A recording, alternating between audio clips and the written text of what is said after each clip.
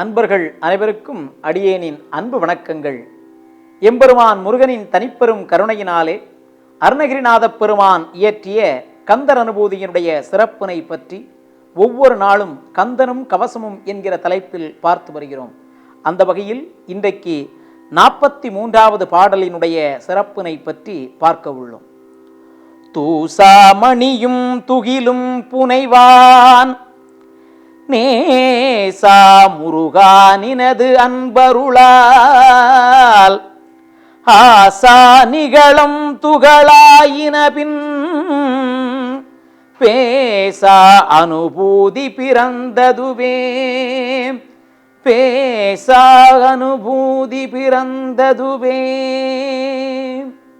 முருகா, தூசா மணியும் துகிலும் புனைவான் நேசா முருகா நினது அன்பருளாலே என்று சொன்னால், இரத்தின மாலைகளையெல்லாம் அணிந்திருக்கக்கூடிய அந்த வள்ளி தேவியினிடத்திலே காதலோடு அன்போடு இருக்கக்கூடிய முருகப்பெருமானே, உன்னுடைய அருளாசியினால் என்னுடைய மனதிலே இருக்கக்கூடிய அந்த ஆசைகளெல்லாம் தவிடுபொடியாகிவிட்டது.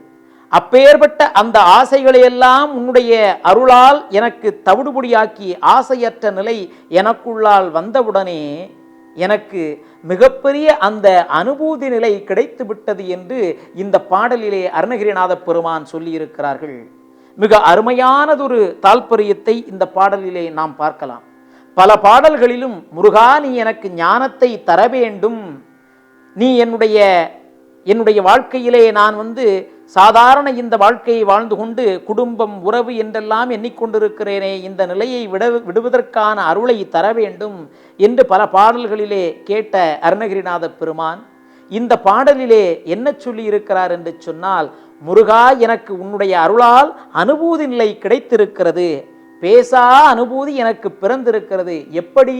உன்னுடைய அருளால் என்னுடைய மனதிலே இருந்த ஆசை என்கிற அந்த எண்ணம் அடியோடு அடிந்தவுடனே அனுபூதி என்கிற அந்த உயர்ந்த நிலை எனக்கு கிடைத்திருக்கிறது என்று சொல்லியிருக்கிறார்கள். இதன் மூலம் நமக்கு அவர் சொல்ல வருவது என்னவென்று சொன்னால், ஆசையை அடியோடு அழிக்க வேண்டும் என்று நமக்கு உணர்த்துகிறார். நம்முடைய மனதிலே ஒவ்வொரு பொருளின் மீது ஆசை இருந்தது என்று சொன்னால் நாம் அனுபூதி நிலையெல்லாம் நினைத்து கூட பார்க்க முடியாது. அதைதான் இந்த பாடலிலே சொல்லியிருக்கிறார்கள். திருமந்திரத்திலே திருமூலர் மிக அருமையாக சொல்லி இருக்கிறார்.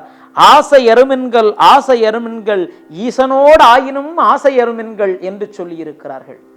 எந்த நிலையிலும் நீ ஆசையை விடுத்தாய் என்று சொன்னால் உனக்கு அனுபூதி நிலையை கிடைக்கும். ஈசன் மீது இருக்கக்கூடிய அந்த எண்ணம் கூட மிகப்பெரிய ஆசையாக மாறிவிட்டு அந்த ஆசையே மனதில் இருந்தது என்று சொன்னால் அவருடைய அந்த நிலையை நீ அடைய முடியாது. ஆகையினாலே ஆசையை துறக்க வேண்டும் என்று பலரும் சொல்லி இருக்கிறார்கள். அந்த ஆசையை துறந்தால் நாம் அனுபூதி நிலையை அடையலாம்.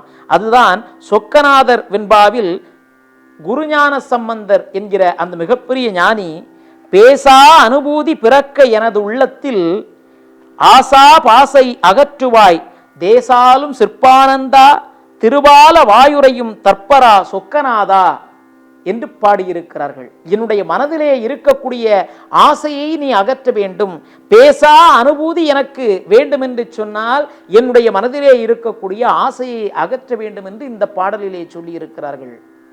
இப்படி பல பாடல்களிலும் பல ஞானிகளும் மகான்களும் ரிஷிகளும் நமக்கு எடுத்துரைப்பது எல்லாம் ஆசையை வெறுக்க வேண்டும், ஆசையை வெறுக்க வேண்டும் என்றுதான்.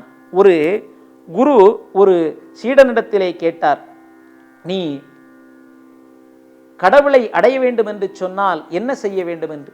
அவன், சுவாமி, எனக்கு தெரியாது என்று சொன்னான். நீங்கள் தான் எனக்கு அதை சொல்ல வேண்டும் என்று கேட்டான். உடனே அந்த குரு சொல்கிறார், கடவுள் அடைய வேண்டும் என்று சொன்னால் நீ ஆசையை விட வேண்டும். கடவுள் எவ்வளவு தூரத்தில் இருக்கிறார் தெரியுமா? தெரியாது சுவாமி. உன்னுடைய ஆசை என்கிற அந்த சங்கிலி எவ்வளவு தூரத்திலே இருக்கிறதோ அந்த ஆசை என்கிற அந்த சங்கிலி இருக்கிறதல்லவா, அந்த தூரம் வரை கடவுளும் இருக்கிறார். அப்படி என்றால் என்ன சுவாமி?